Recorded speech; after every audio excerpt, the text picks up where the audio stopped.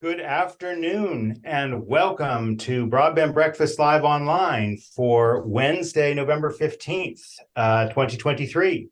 I'm Drew Clark, editor and publisher of Broadband Breakfast. I'm coming to you live from Capitol Hill.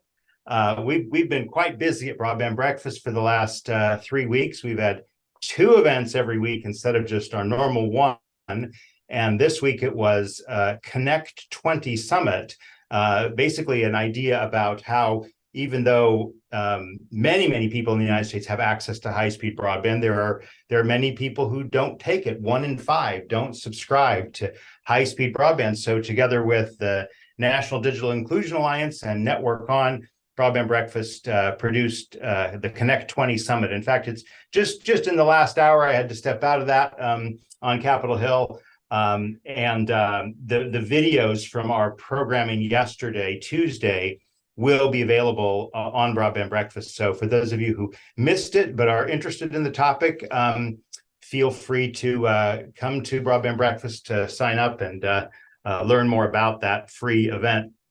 Speaking of free events, I haven't been keeping track of the number, but we're closing in on 200 events of Broadband Breakfast Live Online. We do this every Wednesday and have been doing it since the pandemic hit as a way to kind of keep our community together, organize people who care about better broadband, better lives. That's our motto, our mantra, and we care about the infrastructure and making sure we have high-speed infrastructure, but also the lives part, right? How does the internet, how does broadband impact the things we do every day, our health, our education, our participation in society, even social media, right? And we also do report on the social media trends, the issues around Section 230, free speech. All of these are questions of great interest and importance to readers and viewers of Broadband Breakfast. So I am very happy to welcome an incredible panel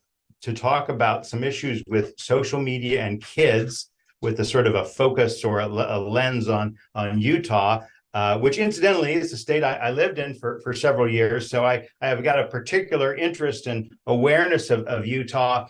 And I have kids. I have kids who are almost, but not 16. And so I think a lot about their use of social media and may chime in with some hopefully informed questions. But our real experts are here with us. And I will introduce them just now. I want to say one or two more quick items about upcoming programming of Broadband Breakfast. Next Wednesday, we're going to be talking about ChatGPT 1 year in. And, as I said just a moment ago, we do this every Wednesday. There's very rare times we haven't done one.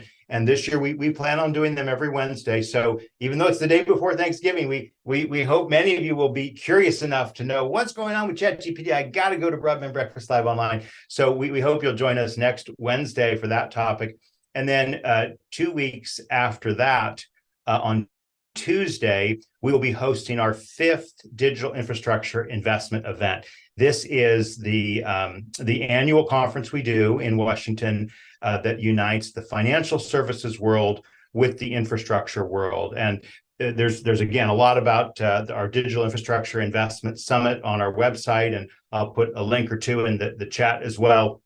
But we've got a great lineup. We've got multiple state broadband leaders, and then we have global leaders in the infrastructure space talking about vertical assets, about wireless assets, about open access, and also about issues of data centers. So different topic from today, but still fascinating for those who care about better broadband, better lives.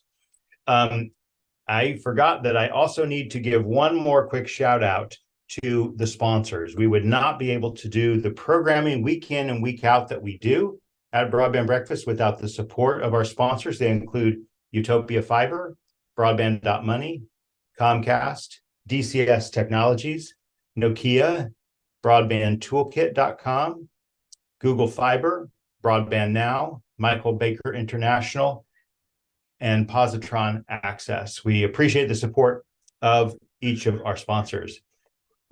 All right, let's open it up to the gallery. We are, again, excited to talk about social media and kids, again, with a sort of a Utah frame for the topic. We'll go in the order that I introduce our panelists here. We're going to start with Andrew Zack. Andrew is the policy manager of Family Online Safety Institute. And I might mention, some of you may be watching this right on this page, this webpage. I'll put the link in for those of you who didn't. We have a huge list of resources that our panelists have provided. So this is a great place to go to find their perspectives and their resources. And Andrew has provided a number of them from his organization, the Family Online Safety Institute, including a great op-ed by Stephen Balcom in the Deseret News. I actually had the privilege of being opinion editor of Deseret News during the time I was in Utah. So great to see that they had Stephen in the pages there, Andrew.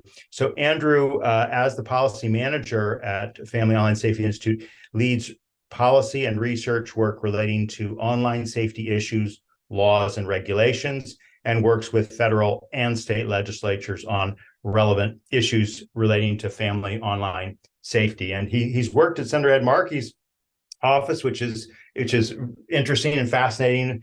Known Senator Markey for many years, and he's been super involved in many issues pertaining to broadband access and adoption. All right, so the next speaker will be Taylor Barkley. Taylor is the Director of Technology and Innovation at the Center for Growth and Opportunity. And if I'm not mistaken, the Center for Growth and Opportunity is in Utah, right? That's correct, Utah State University. So we're really excited to have someone with on-the-ground knowledge, so to speak, or at least the center is on the ground. And thank you for being part of this discussion, Taylor. And that was a great tweet stream that you sent. That's again on the panelist resources. You can see it there. And again, we'll look forward to hearing from Taylor as the Director of Technology Innovation, does research into the intersection of culture, technology, and innovation. And he's also been in tech policy issues that stand together, the Competitive Enterprise Institute and the Mercatus Center. Taylor will be followed by Tony Allen. Tony's a chartered trading standards practitioner. I wish I knew what that was, but Tony, maybe you'll tell me. A chartered trading standards practitioner and a specialist, I know what that is, in age-restricted sales laws and practice. Okay, so you're like the guy who makes sure that the age restrictions work. So Tony, again, we're so looking forward to your perspective. I don't know if you're coming to us from the UK, but we have had many UK guests before, and this is the great thing about Broadband Breakfast Live Online. You can be anywhere in the world, right?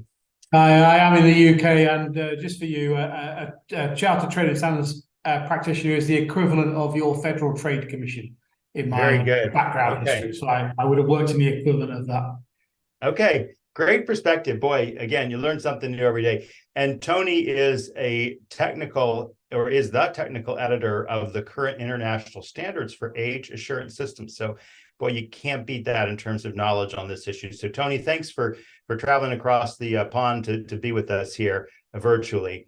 Then our penultimate speaker will be Erin McKay. Erin is the Free Speech and Transparency Litigation Director at the Electronic Frontier Foundation. The EFF almost needs no introduction. I mean, it's as powerful an organization in this space as the ACLU, and EFF is just on the forefront always of cases advancing free speech, anonymity, and privacy online, while also working to increase public access to government records. And before EFF, he worked at the Reporters Committee for Freedom of the Press and the Institute for Public Representation at Georgetown Law. Thanks for being a part, Erin.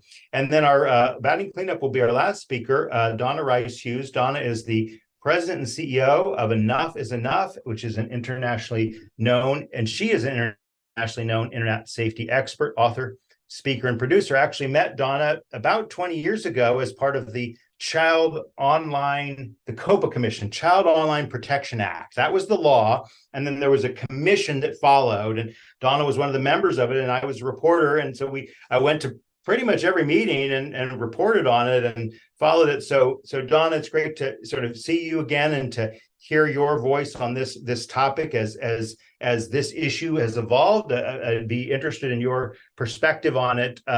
Since 1994, she's been a leader in the efforts to make the internet safer for children and families by implementing a three-pronged strategy of the public, technology industry, and legal community sharing the responsibility to protect children online. Okay, so with that, let's go ahead and turn it over to our first speaker. Andrew, give us your thoughts on age verification with the focus on Utah. Excellent. Thank you. And thank you, Drew, for having me here today. I'm Andrew Zack, as Drew said, policy manager at the Family Online Safety Institute. For those of you who are unfamiliar, FOSI is a nonprofit, nonpartisan organization, and we work in the 3 Ps of online safety. So enlightened public policy, industry best practices, and good digital parenting. And we've worked federally and internationally for years, but have recently expanded more into state work as legislatures across the country have become active in this online safety space. In fact, we held our own event in Salt Lake City this past September and have begun to build relationships with state legislators and governor's office. And so specifically for this legislation that we're talking about today, FOSI very much welcomes the interest in online safety policy and commends lawmakers for prioritizing the safety of the youngest users. But we still have some concerns about the potential unintended consequences that come with this law. Children, particularly older teens, have rights, and I'm concerned that Utah's Social Media Regulation Act will intrude on their rights to privacy, expression, and education. Young users come from all kinds of different backgrounds, and it's important to preserve their access to information for many reasons, including finding and building community and learning from different perspectives and more. An important and currently underexplained aspect of the law involves age assurance. And before the law goes into effect in 2024, it is vital for regulators to consider thoughtful, balanced, and practical age assurance measures that increase online safety while still respecting rights. I know my other panelists will spend more time on this, so I'll just say upfront, we at FOSI would encourage anyone looking to adopt age assurance requirements, including Utah state government, to include choice in the methods offered to users and to take a risk-based proportional approach, where the lowest levels of risk require the lightest age assurance processes, and the riskier activities and content require the most accurate and maybe laborious verification methods. There's another part of this that we've worked with the governor's office a little bit. Governor Cox has a public awareness campaign about social media and young people. We do not dispute that parents and guardians have an absolutely essential role to play in keeping their children safe online. And his campaign has some points and recommendations for families that are definitely worth considering, and in fact, mirror our own recommendations and our work through our good digital parenting resources, which, as Drew mentioned, are linked on the webpage. However, much of the tone around this technology and social media communication is overwhelmingly negative and fear-based, and that's something that we would take issue with. And there are certainly risks and harms to being online, but there are also great benefits and opportunities. I know we'll discuss it as well, but the Surgeon General's advisory and the American Psychological Association's advisory, both out earlier this year, acknowledge that teenage social media use is not inherently harmful nor beneficial. There are pros and cons to young people being online, and that actually goes along with FOSI's definition of online safety, which is, we say, to acknowledge the risks, mitigate the harms, and reap the rewards of digital life. And along those lines, FOSI takes a balanced, nuanced, and realistic approach to online safety, where instead of banning or severely restricting young people from online spaces, we believe the emphasis should be on keeping kids safer while they're online, encouraging the creation of age-appropriate content, and establishing safeguards in digital spaces. Thanks again, and I'm looking forward to the rest of the conversation. Great. Let's turn it over to you, Taylor. Give us your thoughts. Yeah, thanks so much for allowing me to be on this panel. Really looking forward to the discussion. So, being at a research center based in Utah, happy to kind of offer the on-the-ground report, as you mentioned, Drew. And, my remarks here, I'll get into a bit of that, but, I want to start with maybe some just big picture framing points that I think can help discussions on this topic of safety, teens, kids, and social media. Everyone involved here wants to keep teens and kids safe online. That's not disputed. In the discussions I'm in, from policymakers to industry to civil society participants and caregivers and parents. So we want to do that, and we want to maintain a system of innovation, because the other thing I want to point out and recognize that we live in a world of mind-boggling historical digital abundance. For most of human history, the amount of entertainment and education resources offered to us every day via the internet and social media platforms, it just has no comparison to what all of our ancestors through the entirety of human history have had access to. And I also want to point out too that policy solutions have trade-offs. So that's what we're dealing with here. Mind-blowing digital abundance and benefits, and policy solutions that can have trade-offs. I also want to acknowledge that there are real and tremendous problems at stake here, but it's in these discussions, it's really, really, really important to define what problem policymakers, companies, civil society groups are trying to solve. Just a short list of, the problems that are under discussion and could come up today in this discussion certainly came up in the Utah context: overuse or addiction, bullying, lack of sleep, sexual abuse material, predation, violent content, hateful content, TikTok problems. Utah's government recently sued TikTok for, issues of addiction, but also, for potential privacy, cybersecurity issues in the relation with China. And all these things are important because solutions, especially policy solutions, will be different depending on the kind of problems we want to solve. I also want to say too, we're talking today about Utah's social media bill and now proposed rule and regulation. It's been mentioned sometimes as first in the nation, but there's also, before it, there was the California approach of the age-appropriate design code. I just want to acknowledge there's kind of like two competing models right now in the states of Utah sort of system of age gating, age verification, and the California regulation, which is much more detailed in what establishing a duty of care, for instance, on companies and how they should treat their teenage and minor users. So, how did we get here with these Utah regulations? That's where we are today. We were involved in the process from pre-introduction to now, and two bills were introduced in the state legislature. This had the backing of the governor, attorney general. Everyone was on board. The initial bills were a bit different, but then got joined together.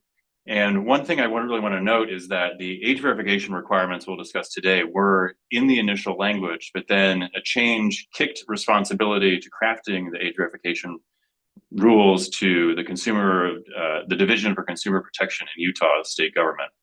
And we are right now in the public comment process. There's been a public hearing, happened in early November, I think November 1st.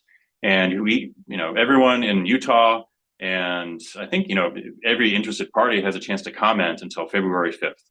And then February 12th, the rules will get published. And then in May, the law kicks in into legality.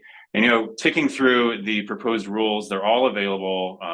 Utah has been great about showing us what they're doing with socialmedia.utah.gov. You can look at the proposed rules, but there's some troubling aspects to the age verification requirements. Some of them, one of the qualifications to verify age would be matching a current or prospective account holder's verified government issued identification to a live webcam, photo, or video of the person, or to a person who is physically present. So this would be maybe going to like a Meta office, for instance. And one thing to note, and it often kind of gets missed in the discussion, these age verification requirements apply to all users who want to start a social media account in Utah. It's not just minors, it's every single users. And courts with Arkansas's bill, with California's law, have said this this is a serious free speech issue, First Amendment issue, and have enjoined or paused the laws. So let's wrap it up so we can get to some sure. others. These are all great points. Go ahead. Great points, and sure. and I know we'll certainly get to these free speech issues associated with age verification restrictions. Just to recap, the February 5th is the deadline for comments. Yep. When does the law go into effect? What day? It's May 20. Let's see. I'm looking at the site now. March 1st. March 1st. Okay. All right. Yep. Good to know that it has not gone into effect, and clarify understanding there. All right. Yep. I think our next speaker is Tony. The floor is yours. It's great to be with you in Washington, and here I am in not very sunny Manchester, I have to say. in the UK where we are based out of. And I invite along to give a talk about what personally I'm involved in, but what we do as well, and really to reassure you that this is not a problem that you are stuck within the US, although you've got particular challenges in the US with the Constitution and the various other things that are there. But this is a global issue. This is a global concern. I've just gone back from Singapore, where we've been working on online safety legislation there, and also work going on in Dubai and in Korea and in the European Union and here in the UK. Literally within the last week, the UK Parliament has passed the Online Safety Act, which is somewhat thicker than Utah legislation. And I've read it a few times, but I'm about 3 or 4 pages into the final piece of legislation. That's my bedtime reading if I had a problem with insomnia. So it's very much a global problem, and we are very much a global organization. So a bit about us: we're the Age Check Certification Scheme. We are an accredited conformity assessment body. We test that ID and age check systems work. So we don't provide them. We're not a age verification provider or an age assurance provider. We are a independent body approved by the UK government and approved by European Union as well, that basically tests this stuff. So all these things we're talking about, whether you're doing your ID check, whether you're doing a data analysis, whether you're doing a facial age estimation, voice age estimation, pulse, which is one of the latest ones that's come along, various things like that. We put them in our lab, which is in the room behind me here, and we test them and make sure they work, so you can have confidence that they work. And as part of that work, what I've been involved in is doing the international standards. So this is ISO 27566, be a number which anybody in the age assurance world will become very, very familiar with in the future. We are working through the development of those standards globally. And they are going to start to actually define what we mean by age assurance, age verification, age estimation. They're all terms that are used, sometimes interchangeably, but they do mean different things. And they're also going to look at the points that was made at the beginning by Andrew in terms of looking at different risk levels. So there will be, in this international standard, it has got 5 different levels of or indicators of confidence: asserted. I'm 18.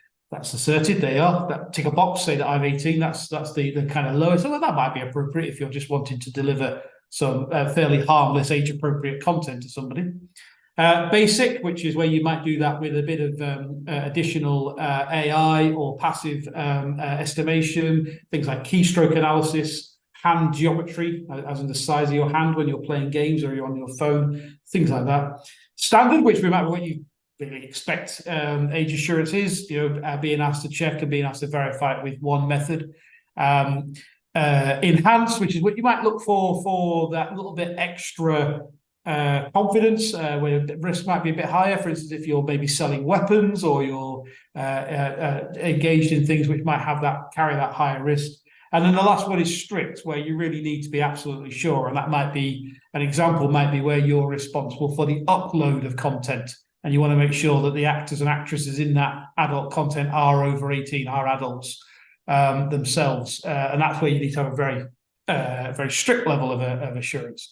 So that's what the international standard is doing. That's what we're working on. It is probably going to be another year or so before it is finalized, but it is there to assist all of these legislatures, all of these actors, 138, I think, now in the US, all around the world, developing requirements for age assurance and age-appropriate design.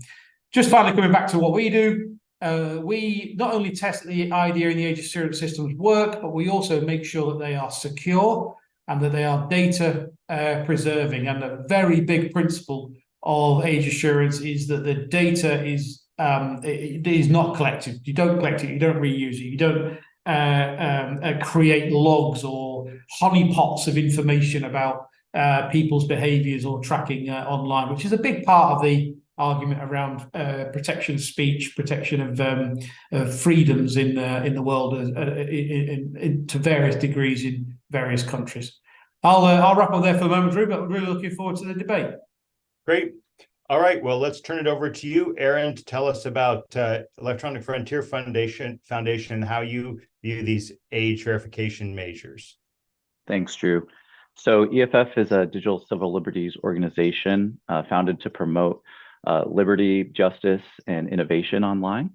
And so I think it might be helpful to quickly sort of ground my comments about Utah's law in some specific provisions of SB 152. So some of the things that SB 152 requires is any person in Utah who is going to be an account holder of a social media service must verify their age. And then if they are under 18, they must obtain parental permission. And there's a process, and that's what is describing. And then in addition, any account holder under 18 must also be able to, is required to give their parents access. So the website and social media service has to provide the parent with the same level of access as the minor. And also there's a limit on the amount of time in which a minor can access social media. So from 10:30 p.m. to 6 a.m., the law prohibits a minor from accessing it. And this minor is defined as anyone under the age of 18. So I don't doubt the concerns of the Utah legislature and the governor and the attorney general in trying to address online harms, but this is not the right way to do it because along the way, what you have done is you have substantially burdened everyone's First Amendment right to access information online. That includes both adults and minors. And you make no difference between the autonomy and First Amendment rights of older teens and young adults and even young children. And along the way, you also impose a level of surveillance on children who are still developing their own autonomy and have their own significant First Amendment rights. And just to sort of raise up the issue of age verification, as the method, it's still being worked out in the rulemaking as to what will happen here. But as we've seen from laws enacted all the way back to the Communications Decency Act and COPA to recent enactments in Arkansas and California, these age verifications are consistently struck down on First Amendment grounds. And unfortunately, I'm afraid that Utah's is likely to suffer a similar fate. Finally, I think it's important to note here that when it comes to access to social media, the law is pretty explicit in singling out social media services and actually exempts from it more than a dozen other types of services, which arguably constitute similar types of harms, whether that's online gaming services, online shopping services, video and direct chat services are also exempted. So again, if Utah is seriously concerned, which I believe they are, about the potential for harm to minors online, it is curious why they exempted other areas that pose similar risks. And I think that sort of carving out and singling out of social media as purely harmful is going to be another vector in which this law is potentially unconstitutional, because like other laws, it is sort of under-inclusive in what it aims to actually address the harms and leaves many other harms potentially on the table for children to suffer. And laws like that, when colliding with the First Amendment, lose. So with that, I'm looking forward to the debate. Well, quick question for you, Erin. We did hear Andrew highlight California. I think it was Andrew highlighting California. What happened in Arkansas? Just quickly. Was there so both in both California and in Arkansas, California's Age Appropriate Design Code and Arkansas's SB 396 have been preliminary enjoined from being enforced. And as part of both decisions, both district courts found that the age verification in California, it's an age estimation, but essentially results in a practical matter as an age verification, were unconstitutional because they burden both adults and minors' First Amendment rights significantly, and they're not tailored to addressing the harms. So both of those laws are currently preliminarily enjoined. Very good. All right, over to you, Donna. What are your thoughts on this important issue here? You're on mute, Donna. So there we go. Okay. As a veteran in internet safety, I'm still learning how to do Zoom.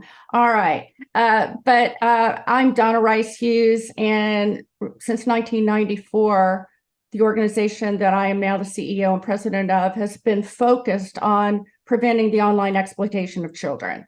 So this is advent of the internet when we saw the beginnings of sexual predators and pornographers and others that were using this neutral technology to exploit children and to build their now multi-billion-dollar industries. And so at that time and still today, our focus has been prevention and how do we keep kids safe so that they're having a safe and rewarding experience online, but also protect them from the many risks that are growing and escalating. And even most recently, as someone said earlier, with the Surgeon General's warning, who said, quote unquote, that social media does present a profound risk to children, not just mental health, but other areas. And we know this, but now we're finding more and more evidences of this that have been documented and now even, being talked about at the federal level. So, our focus has been educating the public. We have been a very parent-focused organization. We created the first parent-focused curriculum to protect kids online, and we actually put it on PBS, the DVD portion, and won an Emmy Award. And as far as corporate responsibility, that's the second prong. From the beginning, we have talked about safer by design. What can industry do voluntarily to protect kids online from all of these harms? All right. Clearly, they need to do more. And I think that leads us to the next prong, if you will, and that's the role of government. Public policy, and not just new policy, but enforcing the existing laws. For instance, we all know that kids have easy and free access to very hardcore pornography. 54% of kids under 14 are accessing content that's not even protected for adults under the federal obscenity laws. Kids grades 4 through 8, 40% are talking to strangers online, mostly on these online platforms. So we can go through all the data points, but I think we really need to, when we have these discussions, balance the reality of what's happening to our children globally, not just in the United States, and what each of us needs to do, because there's a shared responsibility. So if you think of it like a three-legged stool, parents can't do the role of government. Technology can't do the role of government. Technology can't do the role of parents. Everybody's got to do their part. So how do we balance that so that we are prioritizing the safety of children over profits, for instance? And I can tell you, almost 3 decades in this, we have seen oftentimes these voluntary efforts by industry have not worked. Does that mean that public policy and state and federal laws are always going to get it right? No, they're not always going to get it right. And that's why it's so important that we have these discussions. And so I'll leave it with that, except to say that most recently, well, I would say actually 2021, we actually did a petition when Mark Zuckerberg decided that he was going to implement Instagram for kids. Really bad idea. They're not keeping teens safe on their website. And we have always been a proponent, and enough is enough, of age verification, because we know that asking any kid if they're 13 to click yes and to put in their date does not work. We also know that age verification technology does work. In fact, Utah was one of the first states, and now Louisiana and many others, who have age verification technology in place to keep minor children under the age of 18 off of porn sites. And it's working. So a lot is working. And I think it's really important to look at this particular law. Did they get it right?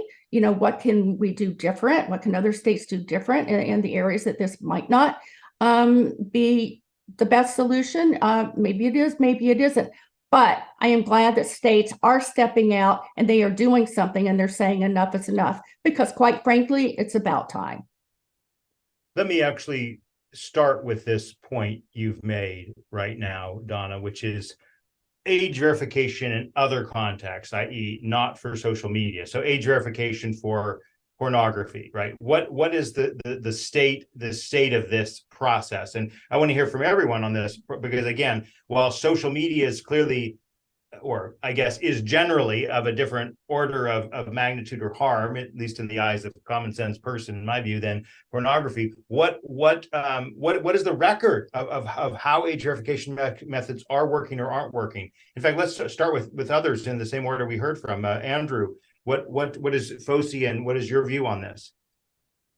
Sure. So yeah, frankly, I would love to hear more from Tony as well. But something that we've worked on with FOSI is that proportional thing, that scheme that Tony talked about. So yeah, for pornography, for weapons, for something that is a more clear and obvious threat, especially for youngest kids, we need higher thresholds. We need it to be maybe a physical ID upload, maybe some sort of digital ID. I know Europe's doing a lot of work on that, but something as accurate as possible for the most dangerous activities.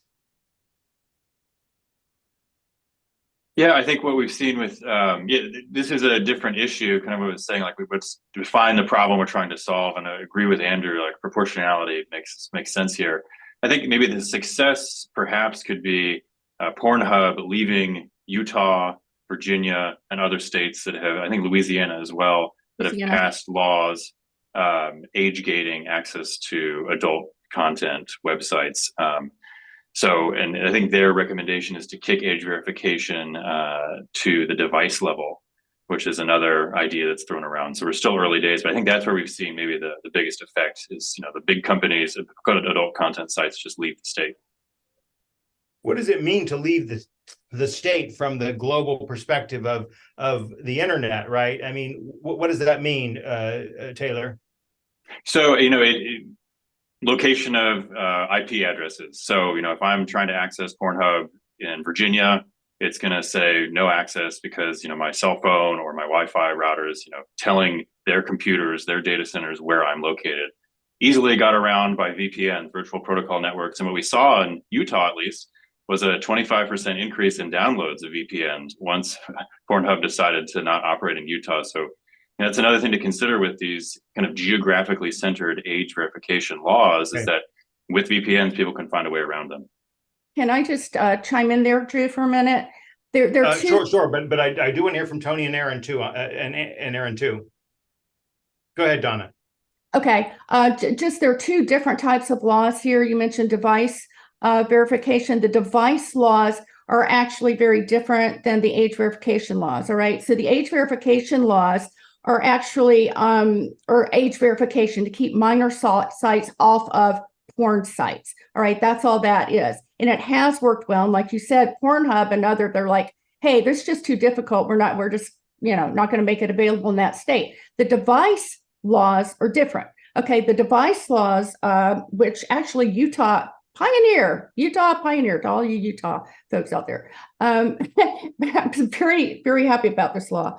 That actually, when a device, a laptop or a smartphone is turned on in the state, it automatically default filters child pornography, which we now call CSAM, or child sexual abuse material, which is always illegal across the board, and also pornography. Now, parents do have the option to unlock that default, all right? But they come with the defaults on. And as someone who's been really fighting to help parents figure out how to manage all the devices, all the platforms, all the services, having these defaults on, we believe, is a really good idea. It's not locked down forever. It can be turned off. And so that's the difference between the two.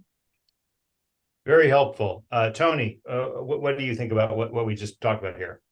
Yeah, I think the idea it can't be done is for the past. And I know in the US we go back to the Ashcroft case and in 20 odd years ago when the court determined that age verification was too immature, couldn't be done, and created this major burden. I think what's happening at the moment, as I've mentioned, is more than 100 pieces of legislation across the US. Ultimately, this is going to end up back at the Supreme Court at some point in the future, and they're going to have to examine Ashcroft and Reno in the light of 2023. And that's the important thing, because in the light of 20 years ago, there was much less choice and facilities out there. There was much less technology out there. There was much less concept of privacy preservation out there than there is today. And I think the methods and different ways that there are to do this have grown exponentially, even over the course of the last 3 or 4 years. I mean, I mentioned just a moment ago the fact that the pulse is one of the latest ones, being able to tell the QRT code within your pulse as to whether you're an adult or a child. don't need to know, you don't need to see the person or show their face or any of that. It's literally just from their pulse. And you've got so much of this now. It's we said to a chap called Nick Clegg, who's one of the vice presidents of Meta, used to be the deputy prime minister here in the UK. What you're seriously saying is that this can't be done. You can tell me how that person on your site is going to vote, but you can't tell how old they are. Are you being serious? It is. There's so much data. There's so much footprints. Okay, so to both you, Tony, and to Erin as well. So if it is easier, a lot easier to do age verification, what is your perspective on what Donna, Taylor, and Andrew were talking about this distinction between age verification for pornography and also the CSAM materials, right? Which is kind of maybe, I mean, the CSAM's a default, right? But the others, it kind of depends on the state, right? Versus this other issue we started with, which is age verification for social media. I mean, they're probably on the scale of harms, obviously a big difference, but does age verification, is there any difference between using age verification for the worst material versus the stuff that some people dislike, but a lot of people find harmless, social media? Yeah, absolutely there is. This is a risk-based process, so it should be based on the level of risk. Some stuff should be completely banned. Age verification isn't an issue there. Some stuff, CSAM material, terrorist material, stuff like that, is stuff that is not really where we're talking about age verification. But on the stuff that we are talking about age verification, pornography, the softer pornography, weapons, access to liquor, to tobacco, to vapes, to anything like that. There you've got sort of a continuum of risk, and the idea behind the international standard is it will give you technology agnostic. So it doesn't say you do it this way, that way, or whatever, but it'll give you a measure that you can use to assess the various different methods. And also you've got different points you can intervene. So you could say, let's intervene at a server level, at a device level, at an individual service level, at when something is facilitated. You could intervene at a point, as Donna was saying, in relation to the purchase of a device and having what we call child by default set devices. You can have, there's so many choices out there now, which is really the key difference between the state of age verification and age assurance in 2023 than it was when Ashcroft and Reno were decided by the Supreme Court 20 years ago. So thank you. I think the important thing to understand about those decisions when it comes to the legal concerns around age verification is not the technology, but the disproportionate burdens it places on adults' access to lawful speech. And so I think, you know, what we're talking about here and what was core to Ashcroft and the Reno decisions was that everyone had to verify their age, and the cases, even as recently as this year, still talk about the method by which you verify age can be very burdensome and make access impossible for some who maybe lack a government issued ID, who are adults, or who lack access to a bank or credit card to verify under those schemes. And then if the response is, well, the technology will do it with, say, biometrics or sort of other invasive things, I have a serious question about why we are all agreeing that there are seriously data collection and privacy harms wrought by these platforms and online services, that we think we should be giving them more personal biometric information without any sort of law that actually regulates it. And to think that they will minimize the collection and only use it for this purpose, I think is foolish in light of everything that we've seen them done with data collection.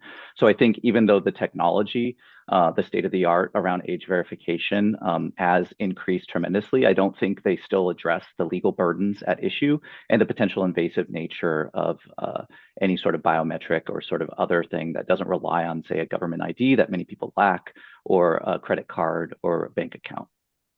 What is your and the Electronic Frontier Foundation's perspective on the difference in age verification for pornography, the way has been discussed here, versus age verification for social media? Well, I mean, what you're talking about there is you're still talking about access to lawful speech. And the Supreme Court has said the only area in which there's a real basis for the state, whether that's the federal government or a state, to regulate, this is under Ginsburg, revolves around minors' access to obscene materials. So I think all of those, I think really sort of thinking about the harm when we're talking about anything other than unprotected speech, whether that's obscenity or child sexual abuse material, the sort of issue is really, it's not really a distinction when it comes to the law in terms of whether we're talking about like harmful material or terrorist content. I think really what we're talking about is it protected speech or not, and the same doctrines would apply. The other thing is, I think to the extent that you are requiring adults to verify their age for access to information that they can lawfully access under the First Amendment, that raises serious risks to their First Amendment rights to anonymity, which again, other courts as well as the Supreme Court have recognized as a distinct burden of age verification systems. So I want to kind of drill into the questions we want to address here, namely Utah, and maybe we were incorrect in saying the first state to adopt laws regulating kids' access to social media. Maybe so with the California and Arkansas provisos there, there's been other states, Illinois, Louisiana, Mississippi, that I understand, and others are contemplating. So what's going on with this kind of groundswell? I mean, let's just talk about the state of social media. I can't remember who mentioned the Surgeon General's report. Right. And lots of people are focused on harms to kids from too much social media. Again, acknowledging that it's not the same level of harm as pornography or other materials. What are the panel's thoughts on what's going on in terms of the landscape of states and social media? And are there other things we should be kind of watching or following, or is this age verification issue kind of the core of the battle right now? Taylor, do you want to speak to that? Yeah. I mean, it really began, I think we can go back to the Techlash 2016, and in the American context, Trump's election, Cambridge Analytica at Facebook, now Meta.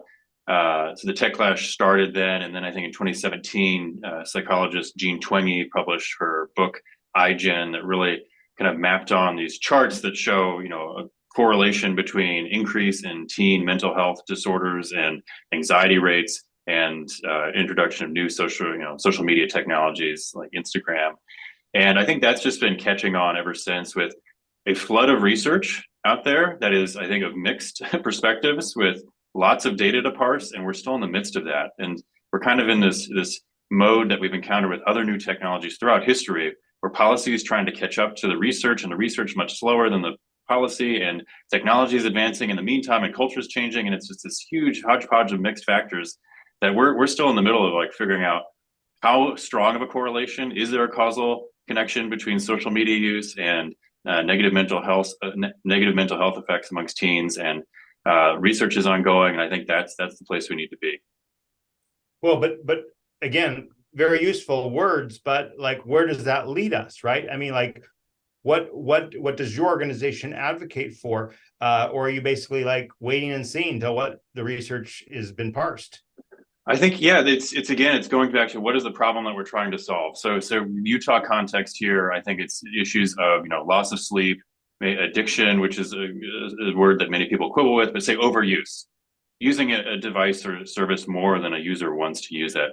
So doing more research, what is the connection between that use, mental health effects? I think we can advocate, and we talk about solutions like education, no matter what's going on. This is why organizations like Enough is Enough and FOSI are great, telling parents, caregivers, educators how to safely use these tools. And there are many, many tools available out there for caregivers and teens to use, and we're continually advancing along those lines. Florida had another idea. They passed a bill directing their Department of Education to have a digital literacy curriculum, age appropriate in their public school system. And I think that's like kind of a softer touch, bottom up approach that's really empowering teens. Like here with teens, we want to create young adults who are, healthy members of society, and not totally isolate them from using new tools. So, again, the scope of the solution needs to match with the scope of the problem, and especially the known factors here. And I think with the psychological effects of social media, that is still something that we're figuring out. Even the Surgeon General's report was very nuanced in its treatment of the data, and I think more data will continue to be released.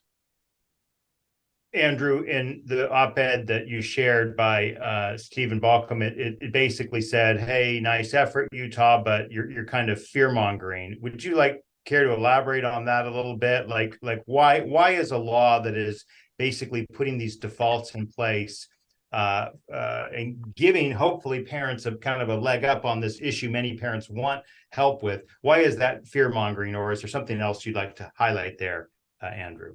Sure. Not as much as setting defaults being fear-mongering, but more the communication around it, that online is scary, social media is scary, all kids under 18, should be restricted or limited somehow. As Erin had mentioned, sort of threats to access to information, threats to privacy, threats to general First Amendment things. But specifically for Surgeon General's report, to echo Taylor, the nuance was pretty great, but also to go back to what Donna said earlier, there are things to do. The last half of the Surgeon General's report outlines what policymakers can do, what tech companies can do, what parents and caregivers can do, and what the users themselves can do. And that's something that we focus on too, is the empowerment. No, it is not all parents' fault or responsibility. No, it is not all on government. It's a collaboration, it's an effort. Everyone has some stake here, everyone has some responsibility. And to focus a little bit, the original question about age verification, it's not necessarily a precursor, but the US is embarrassingly behind the rest of the world on data privacy. We do not have a federal data privacy law. States are trying to fix that, but under half have them, and they vary from state to state. As we wrote in our white paper on age verification and age assurance, having a privacy law, having basic restrictions and minimization and use limitations on what companies can do with that data lowers the stakes for age assurance. People are more likely and comfortable to give their data for the purposes of age verification if they know it can't be used to targeted ad to exploit them to other. So I think Europe's a great place to follow and learn from what they've done. Reminder to our audience, we've got about 8 more minutes here. If you want to put questions, Q&A, and the Q&A, we'd love to take them. I want to hear more from Erin on your thoughts on what's been said, and maybe a question kind of building on what's just been asked. Like, are there any things that tech companies, policymakers, what is your view on both the privacy law question, because you did reference privacy earlier on, Erin, but also what else can be done if, presuming there's a problem, which maybe you want to contest, presuming there's a problem, what is it that can be done short of laws that you think are unconstitutional? Yes, thanks. So we agree that there is a problem, and that there's a problem when it comes to minors' access and to harmful material online. I think the line drawing is a bit difficult, but I just want to lift up what Andrew said, which I think is, we think one way that we address a lot of the pernicious effects of social media for everyone is to pass comprehensive consumer data privacy laws. And I just dropped a white paper into the chat, and I'll send it, Drew, so hopefully maybe it makes it to the website afterwards. We'll put it on the website, yeah. So people can look at it. But several of my colleagues wrote this, and this is sort of looking at, in response to a lot of these laws and sort of other policies around online harms. Here is sort of EFF's view on what should be done, and we disagree that it's past time that Congress passes a comprehensive consumer data privacy law. We also believe states have their own power to pass data privacy laws. I think we're somewhat different than other privacy orgs in that we believe that any sort of federal legislation should be a floor, and that states should be able to build further protections on top of it. And we already see things like that. For example, in Illinois, there's a biometric privacy law. In California, we have some consumer rights and privacy laws where we sort of get to know the access to sort of the data brokers and see where our data is flowing. So we think all of those are really good efforts that actually don't deal with or sort of run headlong into these First Amendment problems where you're trying to draw these lines, because many consumer data privacy laws are fully consistent with the First Amendment and have survived First Amendment challenges. Tony, we actually had an event about 4 months ago on the online harms bill in the United Kingdom, and I'll actually put a link to that in the discussion on the webpage. But I'm wondering what your perspective is on that legislation, kind of how that, because we haven't heard of that yet in this discussion, how that applies to what we've been talking about here, but also this privacy question, right? I mean, what do you think, Tony, about the connection between getting a better privacy law and a concern about giving more data, including possibly biometric data, to tech companies as part of age verification? So, and just on the first point in relation to this, the UK's had a couple of goes at this, it's fair to say. We didn't get it right the first time. The Digital Economy Act 2017 brought in provisions in relation to bringing age verification in to prevent access to online pornographic material. Did a piece of legislation then, and it tried to implement it, and it made a right mess of implementing it. It didn't think through properly. The government and the policymakers didn't think through properly the privacy and the importance to protect freedom of access and freedom of speech properly in that legislation in 2017, and it all collapsed in a horrible heap. And we went back to the drawing board. The online safety bill, it's not perfect. I'm not going to in any way. I've in all the years I've done this, I've never come across a piece of legislation that's perfect. They've always got flaws in. They've always got lots of opportunity for lawyers to make lots of money out of. But it's not perfect. But it is a much better way of going about doing this now. It's being thought about much more considerably. And I think one of the measures of that is that the UK regulator, which is an organisation called Ofcom, which will be similar to the Federal Communications Commission in the US, but this organisation called Ofcom has got this duty to produce guidance. Now, the guidance it's produced for the first part of what it's got to produce guidance on is 1,700 pages of very detailed, very considered, widely consulted upon, and properly got their head around and understood it. And that investment in the time and the thinking, I think, will bear fruit in the future.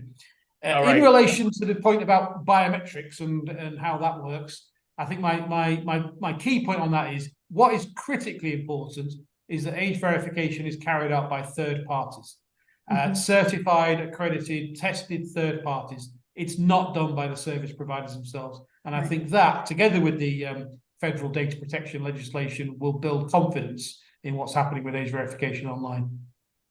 Well, we've just got a bunch of questions here at 12:54, and it's time for us to wrap up. So I'm going to let our panelists glance over the questions. They kind of verge on who decides what is harmful, how that's regulated, as well as the kind of the collective responsibility to protect the innocent by an anonymous attendee. And I'm going to let whoever wants to take those in your final 30-second final statements. Let's go in the same order we started with. Okay, so we'll begin with you. What should listeners take from this discussion going forward about age verification, social media, and other online harms? Andrew, Zack.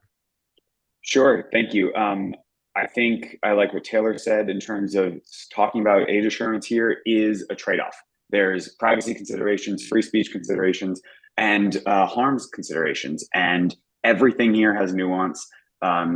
Professional medical associations, including the Surgeon General, write about the benefits and the pros and the cons, the benefits and the risks.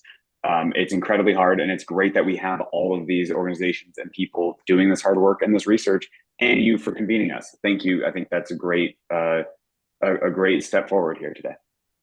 Taylor. Yeah, policymakers can use their platform to spread the word about tools that can help teens, caregivers, parents stay safe online.